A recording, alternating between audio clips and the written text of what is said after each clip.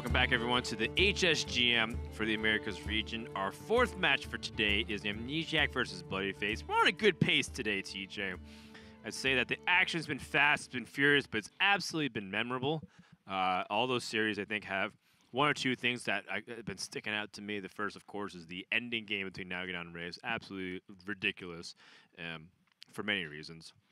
Then we have Purple, like with the aggressive curve out against ETC, which ended up causing like this very interesting aggression out of Warrior. In the previous series, we just watched Frozen be able to decimate the mage very systematically. For the third game in a row, are we going to see mage get absolutely trounced by another deck in Hunter here, as bloodyface is going up against Amnesiac?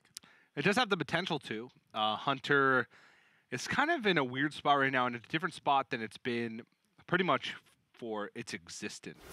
Hunter was always pegged as sort of the aggressive class, and I mean, a lot of that comes down to just its hero power. It's a hero power that doesn't affect the board, but it's a hero power that's very efficient damage to your opponent. But in nowadays, the Hunter deck functions more as like a build up a critical mass of damage and then kill your opponents over like one or two turns in the later portions of the game. It's got a lot of removal packed in the early game, especially now with the inclusion of like mark shots and deadly shot. And then Zul'jin is really its end-all be-all card, where even if you're just going even with removal throughout the course of the game, you have Zul'jin to reload, clear off the board, potentially push damage with Unleash the Hounds, and do all that nonsense. Yep. Yep, same thing with bloodyface's deck. It's just got a bunch of nonsense, but nonsense, Dan, nonsense. It's a much more refined version of the deck list that you see compared to even in contrast to the previous series, PNC, right? He had like one-ofs of so many things. He had a Caligos, a Power of Creation, an Astromancer, a Harrison Joseph. Bloodyface like, you know, forget all that nonsense of like these one-off dragons and, you know, other minions. I'm just gonna keep it very lean and mean. And we'll see if the second or tertiary deck comes into play here. I imagine that maybe the tertiary deck might see some play. Yeah, it's possible. Maybe. Just because I feel like Antonius and even Sea Giant are like not as useful in a matchup like this, given that Hunter plays more removal oriented. I feel like Hunter these days, it almost feels like a modern form of Shutterwalk Shaman, where it's like it can sometimes just curve out and obviously have its own game plan, but it's like very dependent on this late game set of combos oriented on one card, which is like Zul'jin / Dire Frenzy / Shutterwalk. Yeah, exactly. And it's like you're kind of like mounting pressure until you can get to that point. Yeah. And setting up late game combos as a result of it. So that's why I find the deck pretty interesting, but it has way more counterplay and of course much more bearable than Shutterwalk Shaman. You know, you couldn't really stop Shutterwalk Shaman ever. It was really like, okay, they missed their Serenite Chain Gang versus them being able to actually get it off and doing this Life Drinker combo. Yeah. But of course, I'm just drawing an analogy. It's obviously not one-to-one. I mean, people can make arguments for other famous archetypes that this deck resembles as well. No, we hear what you're saying, Dan. Yeah. You're saying it's exactly the same as Shutterwalk. It's exactly like Quest Rogue, TJ, where you play a bunch of 1/1 garbage for a while until you hit your quest reward, aka drawing Zul'jin. It's exactly like Bomb Warrior. Yes. You bide your time and keep shuffling in all your stuff. You shuffle in bombs into your deck so you can draw and then bomb your opponent with Tundra Rhino. Yes. It's exactly like Malygos Druid, runs out because you draw a bunch of cards and you kill your opponent with a bunch of combos in the late stage of the game, and then you play your hero card to do stuff. Yep. In fact, Hunter is just every deck that has ever existed combined. Yes. Well, actually, okay.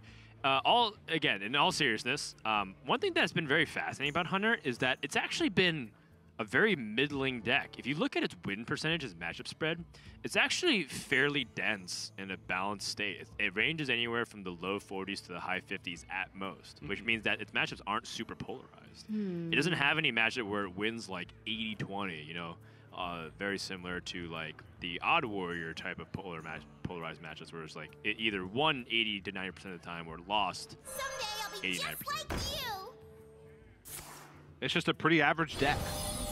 But in a good way, because it gives Hunter a lot of flexibility, and it's never truly out.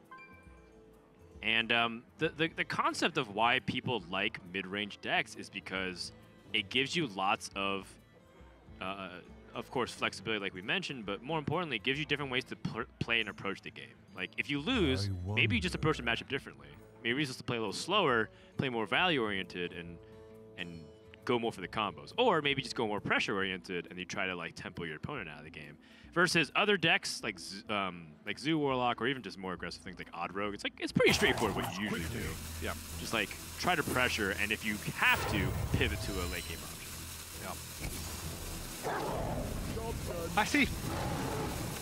Amnesiac going to go and play the first Unleash the Hounds here. You had the potential to go for, like, say, Hero Power, hold onto the coin, Unleash the Hounds plus Timberwolf.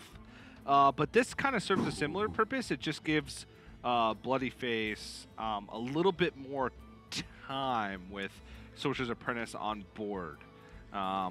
Especially considering that now he has the option to go for Khadgar Mirror Image, which kind of restricts Amnesiac's play. He cannot go for a second Unleash the Hounds. Well, he could, but it wouldn't be that effective because he wouldn't even be clearing off any of these additional minions. He would just be adding 4 more Hounds, and he'd still even leave 1 Mirror Image on the board. Wow. Amnesiac picks up all viable options for turn 3. Even Kill Command is a viable option in this position to try and stop like Khadgar from really going in, but there's not too much that bloodyface can do because he's invested so much in resources that it's very unlikely that Khadgar can punish him if he leaves it up. But with this hand from bloodyface, this is the hand that you want when you have to go for these kinds of plays earlier where you're playing Sorcerer's Apprentice and Khadgar. Right. Conjurer's Calling and Arcane Intellect are the 2 kind of resource generators of the deck. Yes. Yes. I'm just agreeing with you, TJ. And I'm just agreeing with the way you agreed with me. Amnesiac's giving us some deep thought. Generally, it seems like Unleash the Hounds having the most stats on the board is just like, you know, good because you're like summoning Beast, you're able to chew through 3 of these mirror images. But you only can summon 4, like you said, so you're not getting max value. Plus, next turn, if his board gets cleared, he can Unleash and Timberwolf, or Animal Companion Timberwolf, all up for discussion. So now bloodyface comes to the decision, should he Hero Power, or should he try to fight for board even more with Conjurer's Calling? And gotta say, Conjurer's Calling on a couple of 2-drops is actually not that great anymore because a lot of 2-drops have lost power. Yeah, I feel like there's so many like 2 1s and 1 1s now in the pool. And you definitely don't want a Conjurer's Calling the mirror image. So this ends up panning out really nicely, and the save on the Unleash the Hounds is great. Master's Call is good, is very useful for a reload, and then Animal Companion, of course, not nearly as consistent. Bloodyface needs a little bit of help here. Ooh, secret plan. Yeah, I wonder how that works. If he gets Rat Trap, I know Amnesiac's a big fan of Rat Trap because he feels like just restricting his opponent's plays is very nice. Bloodyface with Magic Trick and Sandbinder as his options to start things off here. Sandbinder could pick up the Mana Cyclone, and if he picks up Mana Cyclone, then he can go for the Magic Trick Elemental Invocation.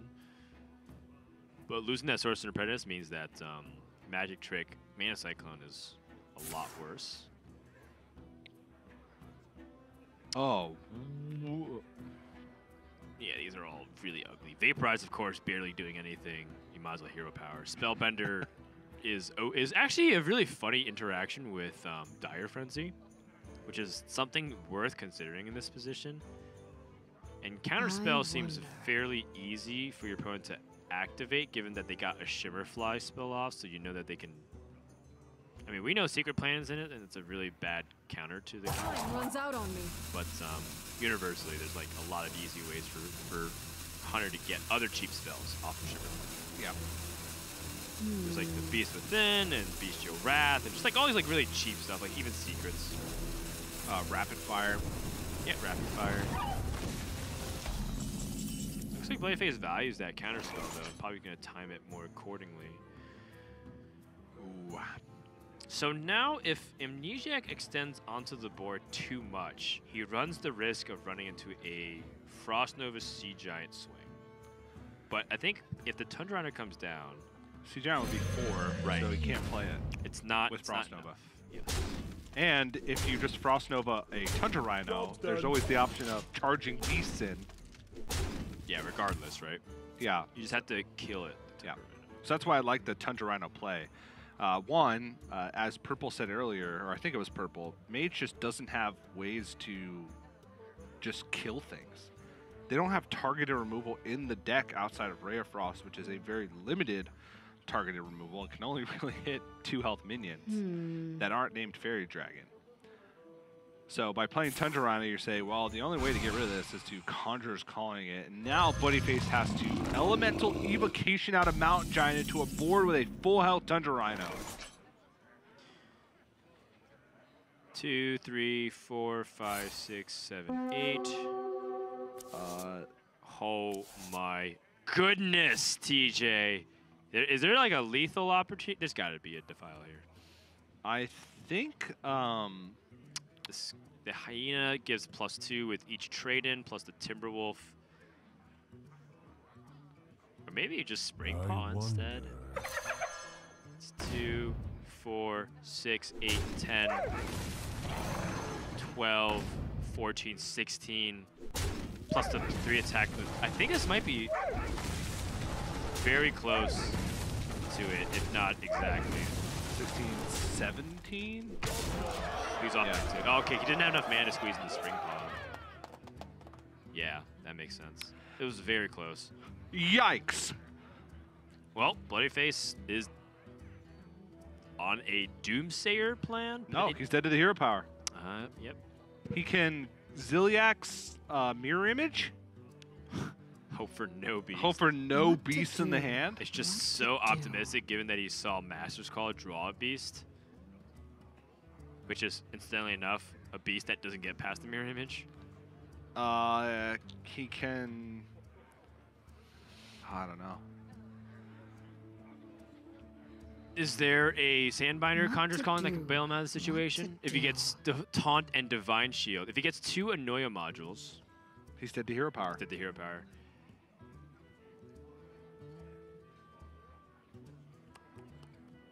I don't know, bro. Unity. Ziliak's Mirror Image seems like the best.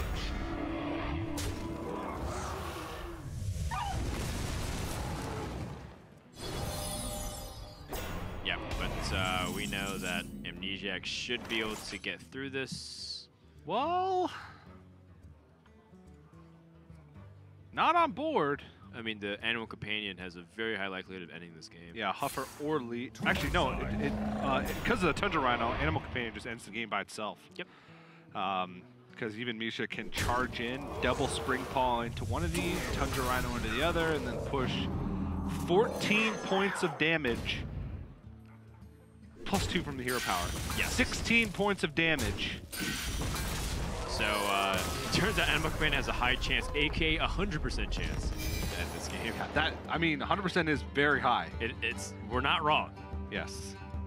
It's a game 1 victory here to Amnesiac, and I think the weaknesses of Mage continue to get exposed when it doesn't have the ability to deal with single targets that they need to remove immediately, compared to having the other traditional Mage list in years past, where some of them had like a Fireball, or even just a Polymorph, for like if you went to the Control Mage list, like all the Voodoo Doll stuff.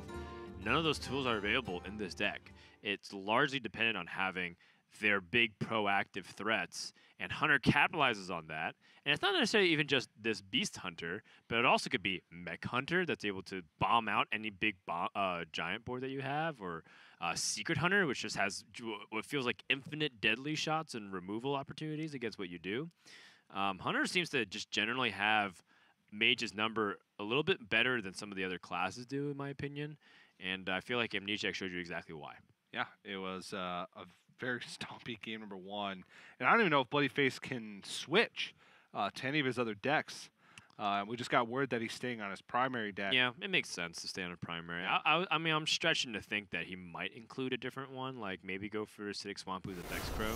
And the only reason why is because Amnesiac does have Headhunter's Hatchet, which implies that he wants to be more aggressive of a variant of Hunter. But bloodyface's primary deck still has some really important things. I think Frost Nova is still fairly important. I do think that Sea Giant is also fairly important. I can see the Vex Crow thing, though. The Vex Crow is like a nice way to fight back for bullet. Does play more into Unleash the Hounds. It's true. Which can sometimes be a problem, but honestly, this deck at any point in the game needs to not play around Unleash the Hounds. But Amnesiac has actually decided to go to his secondary deck, which means he's removed 2 Headhunter's Hatchet and a Mark Shot, and added the second Vicious Scale Hide, a Baited Arrow, and a Tundra Rhino. So only 3 cards changed. But really just trying to get rid of the Headhunter's Hatchets more than anything, I think. Yeah, Amnesiac had the choice of removing up to 5 cards per deck and putting in 5 new cards. He chose to switch 5 cards total across the second and tertiary deck. I like the inclusion of the second Tundra Rhino here for the secondary deck because it's just difficult for the mage to deal with, and it adds more range to his capability.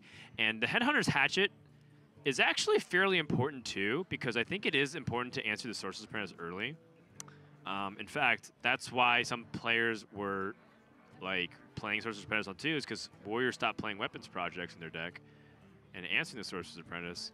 So that's the only caveat that I would say to Amnesiac's choice here, is just that he has to make sure he has a way to answer Sorcerer's Apprentice, and he does with this Ring Brawl. Yep.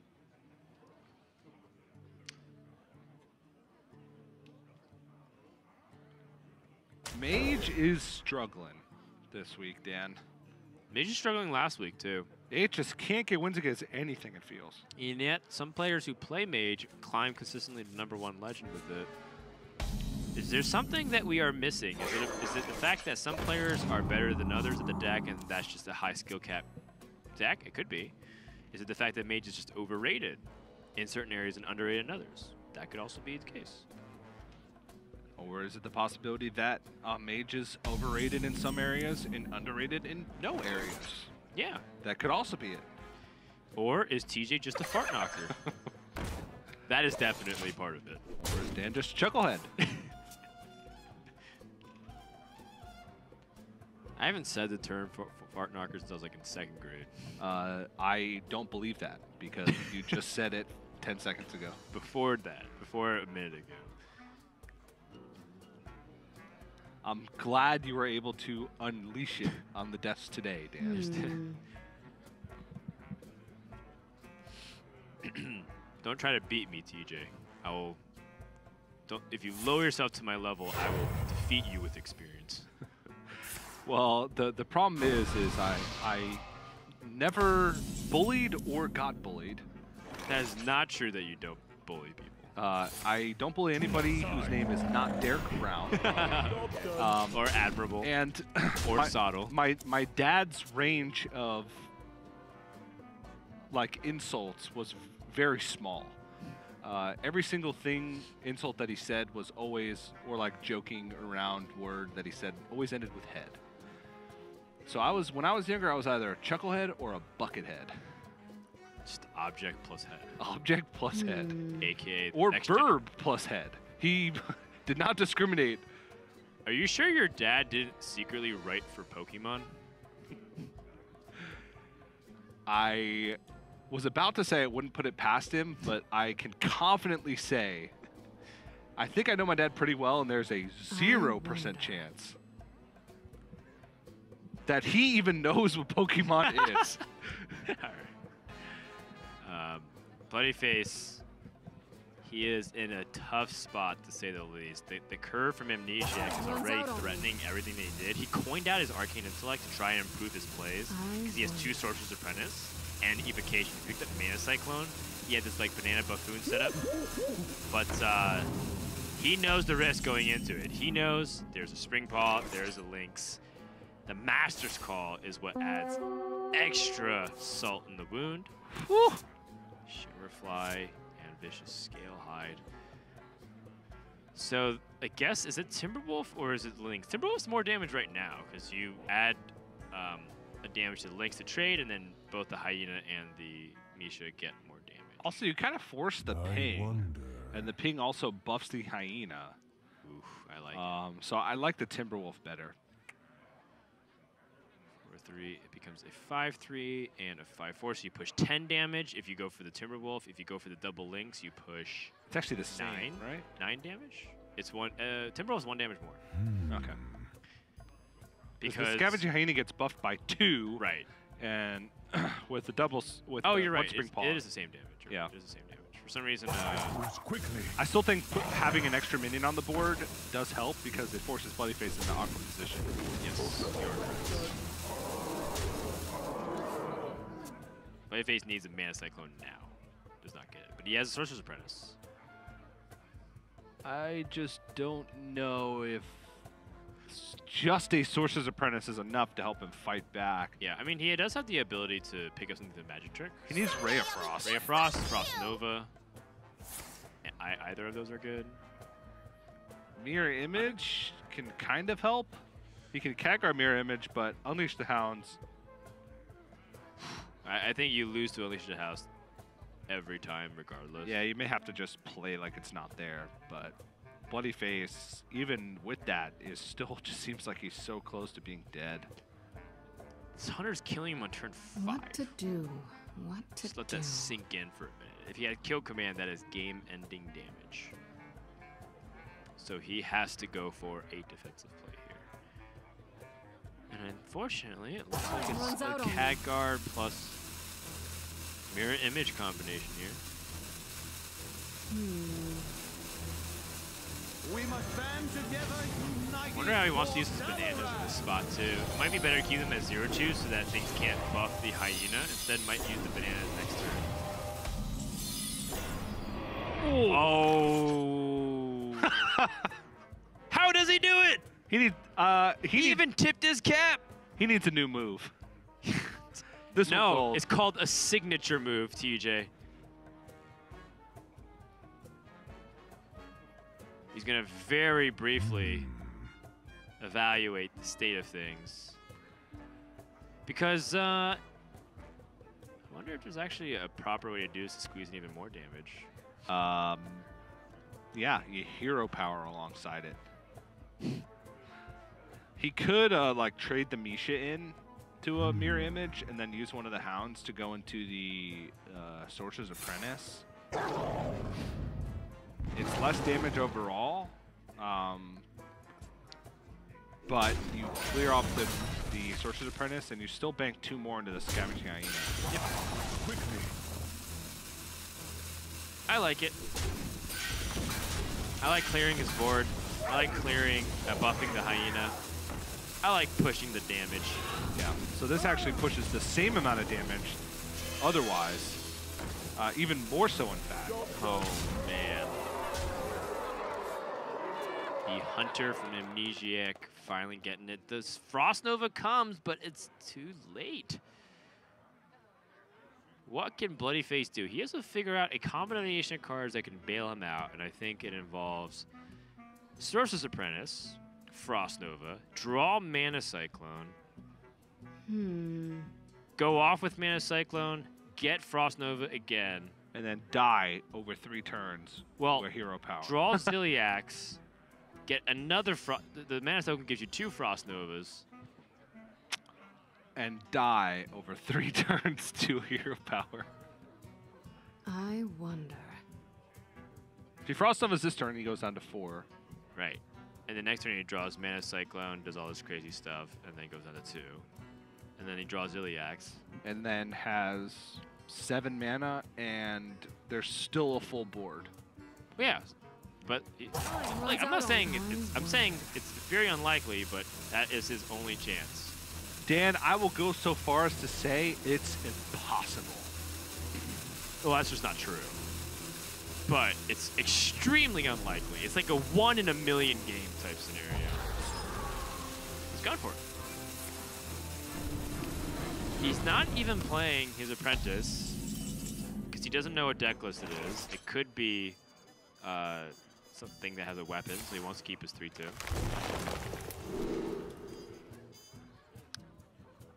Rhino is like a soft guaranteed lethal next turn, right? Because if his board gets cleared in some spectacular way, he has 2 damage from the Hunter hero power and 2 from the Hunter Rhinos. Yeah, that'll be 4. And if things go horribly wrong, he does have second Vicious Scale Hide. Right. Bloodyface's last turn. Oh, a chance in his mind. Of course, we know that even if Doomsayer pops out, that he is dead. But Bloodyface can perhaps show us the truth if Doomsayer does in fact exist. It exists, just not from Conjurer's Calling a 2-drop. I will show you fear. It's Mountain Giant. That's going to be it. Bloodyface concedes 2-0 fast victory for Amnesiac. Start to a good week for him as Hunter, which is his week 2 deck. Amnesiac went Warrior Hunter, Mage Hunter, and is the only Hunter this weekend, you know, to bust out. And TJ, another series which 2-0 and another series which Mage has lost 2-0. Yep. Against a different class. It lost against Warrior 2-0. It lost against Druid 2-0. And it lost against Hunter 2-0. And the final deck it can lose to is Paladin 2-0. And I mean, there's a lot of factors that have gone into it. One, I think players are just getting better at playing against Mage because they're expecting it. 2, I think that we haven't seen the crazy Mage hands or crazy Mage turns that we saw in, say, week number 2, where there was just many more Mages, so more sample size, more likely that we're going to see it. Right. I mean, and 3, I just don't think that Mage is as good as maybe people thought in week 2. I think every other deck has kind of gotten more refined and a little bit better, and Mage has just stayed the same. If you look at like the primary deck, it's the same, and secondary and tertiary, Luna's Pocket Galaxy is really the only thing that feels like it has changed. And I want to see a little bit more experimentation with the Mage, Dan. I think Unexpected Results going to 3 is not an insignificant change. I think that that card could have potential. I don't know. I feel like I want to see a little bit more. I want more Mage stuff, different Mage stuff. Okay. Where's the APX Void when you need him? He's too busy getting #1 legend with the Mage deck that you are calling inadequate. Let's go ahead and check in with Amnesiac. Speaking of inadequate. Nah, just kidding. He's a good guy. On, Will, you know I love you, bro. Right off the bat. You're my favorite player to make fun of. Savage him before he can savage back. Those are the rules. All right, so a 2-0 victory. So talk to us a little bit about Hunter. You're the only Hunter this weekend in the Americas, and generally you seem to be going against the grain every week. You brought Mage last week, and you're the only Mage player. So what's the mindset there? I'm really not like trying to stand out. Like I'm kind of just bringing what seems good, and I don't know. It's weird to me that no one else brought Hunter. I was playing it, I was like, this is definitely solid. I don't really feel like I'm gonna be too unfavored against anyone. But yeah, I don't know. I think the deck is really good. I mean, I played 11 turns of Hearthstone in 2 games. It's pretty sweet. It was really sweet. And I think it just shows the power of the Hunter curve there. Talk to us a little bit about your secondary and tertiary deck. You didn't change very much. And obviously that's a conscious decision. And in fact, it seemed like you were kind of sticking to similar strategy. Like you'd stick a second Vicious Scale Hide into both of them and then maybe change 1 or 2 more cards. Is that something that you found in testing, or do you feel like you just didn't really want to mess too much with the existing primary deck? Yeah, I mean, one of the decks was for Warrior, and there's one thing that I like to do against Warrior, if you have a lot of time, is kind of try and Dire Frenzy a bunch of Timberwolves, and then you go like Rhino plus a bunch of Timberwolves for like 30-ish damage. Like, that's a really long con thing you can do, but you need to get there, and so you kind of need the Scale High Dire Frenzy so you don't die to Bomb Warrior. So, like, you kind of want both of those cards. But then I was thinking, I couldn't really think of another deck I wanted to tech for, so I decided that for my 3rd deck, I was just going to play a more anti-aggro deck. So I still wanted a second Scale High. But then I was like, Tundra Rhino's not very good. Wing Blast is, like, fine. But yeah, I don't know. The deck doesn't have that many cards you can put in and out of it realistically. Like, I could have thrown a Cairn in. I thought about doing that, but it messes with Master's Call. Like, obviously, you could play High Main, but it's not that good. I don't know. The deck is pretty solid. There didn't seem to be that much incentive for me to change too many cards. Makes sense. Makes sense. For sure. TJ says that you need a new signature move whenever you get like the card or draw the nuts. What do you say in response to that? Do you think, I said that it's a signature move, aka that means that he has to do that one every time. But TJ's calling you out. What do you have to say in response? You're trying to play some one-on-one, Teach? Oh, he's challenging you to a duel of physical attributes. One-on-one in what? What do you think? Ball up. Mud wrestling. I got you there, son. TJ's like, I got the sumo ring in my backyard. Those skills only come from experience, my friend. DJ is certainly heavier than I am. Probably by about twice as much. All right. Well, Amnesiac, seems like you're a little under the weather. Hope you feel better. Congrats on a 2-0 victory, and we'll see you later this weekend. All right, later, guys. All right, always fun to talk to. He's a good sport. You know, I know we like to make fun of him and banter a little bit, but Amnesiac's one of my favorite people to hang out with in Hearthstone. For good reason. As you can tell, I am way too familiar with him. I'm not terrible at basketball, Dan. And yeah, because you take up the entire paint. Yes. There's no 3-second violation. I also in street ball, despite my build, and am surprisingly agile. I have very good burst. You're very nimble. I am very nimble. All right, well, we'll have to see it firsthand, but today, or this broadcast, is not where we see it. Coming up next, we have our last match of the day. It's Strifeco versus Muzzy. Mage is 0-3 for today's 0-6 in game score, and Strifeco, with his Mech Paladin, the newly buffed deck, can put the dagger into Mage for day number 2 here, week number 4. Don't go anywhere. We'll be back with more Hearthstone Grandmasters action right after this.